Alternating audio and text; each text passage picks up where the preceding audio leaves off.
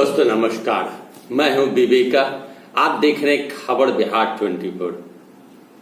महागठबंधन की सरकार बनते ही जहां एक और अपराधी पर नकेल कसने की तैयारी हो रही है, वहीं दूसरी ओर छात्रों को नौकरी देने की भी बात कही गई है।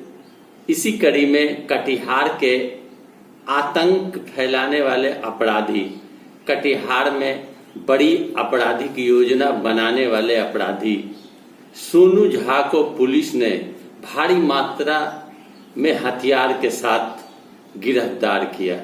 कहा जाता है कि सोनू झा कई आपराधिक मामले में संलिप्त थे और हथियार के बल पर कई अपराध उसने किया है और टीवी टावर के समीप अपने साथियों के साथ आपराधिक वारदात को अंजाम देने के लिए योजना बना रहे थे। इसी बीच गुप्त सूचना के आधार पर सहायक थानाध्यक्ष रविंद्र कुमार सहित अन्य पुलिसकर्मी आधम के और सोनू झा सहित अन्य एक युवक को पुलिस ने गिरफ्तार करने में सफलता प्राप्त किया।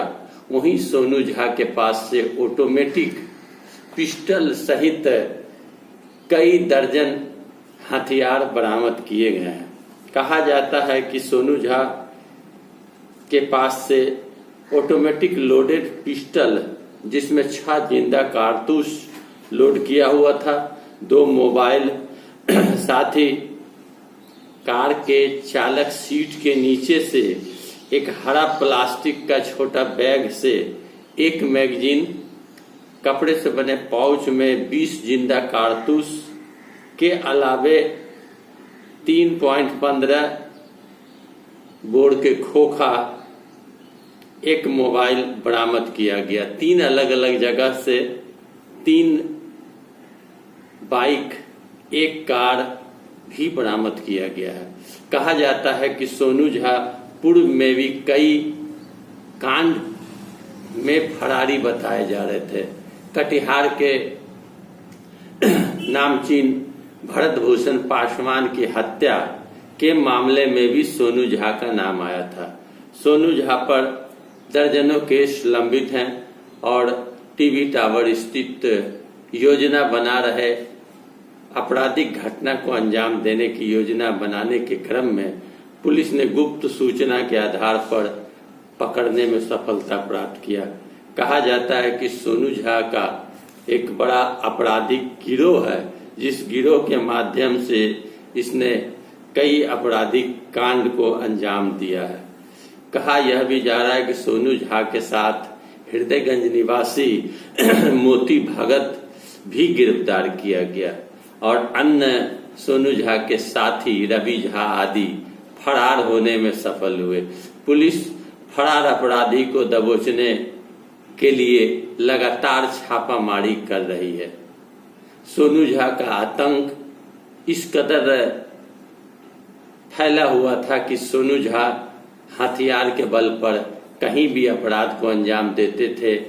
रैंसम वसूलना, हत्या कर देना, जमीन हड़पना, जमीन हड़प कर कब्जा करके उसे बेच लेना, कम दाम में लोगों को डरा धमका कर जमीन खरीदना और फिर ऊंचे दाम में उस जमीन को बेचना, सबसे बड़ा सोनू झा का आपराधिक इतिहास का कमाई का स्रोत जमीन खरीद बिक्री था।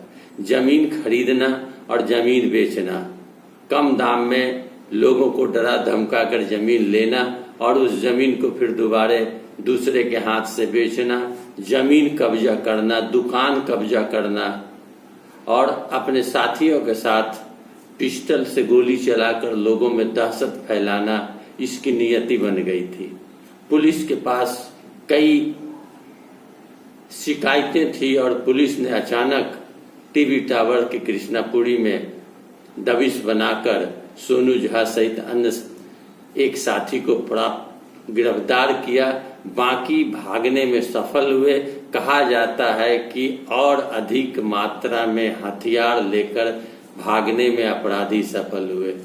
गुप्त सूत्रों के हवाले से गुप्त सूचना यह भी प्राप्त हो रही है कि सोनू झा के पास कई बड़े बड़े हथियार भी हैं, जिस हथियार के बल पर वो अपने आदमी के साथ, आपराधिक दोस्तों के साथ जमीन कब्जा करने में हथियार लहराने का काम करते हैं। सोनू झा के कई शागिर्द हैं जो उसके साथ जुड़े हुए हैं और आपराधिक घटना को अंजाम देते हैं। सोनू झा कई जान मारने की नीयत से कई लोगों पर गोली भी चलाया और कई लोग जख्मी भी हुए।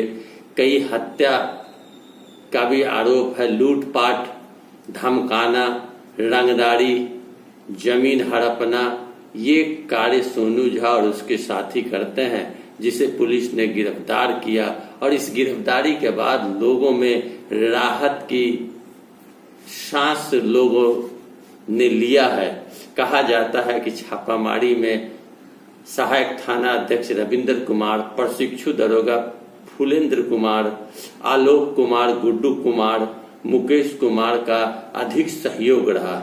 इन लोगों ने योजना बनाकर इतने बड़े अपराधी को गिरफ्तार किया और लोगों को अब राहत महसूस हो रही है कि महागठबंधन की सरकार बनते सोनू झा जैसे बड़े अपराधी को गिरफ्तार करने में पुलिस सफलता प्राप्त किया है।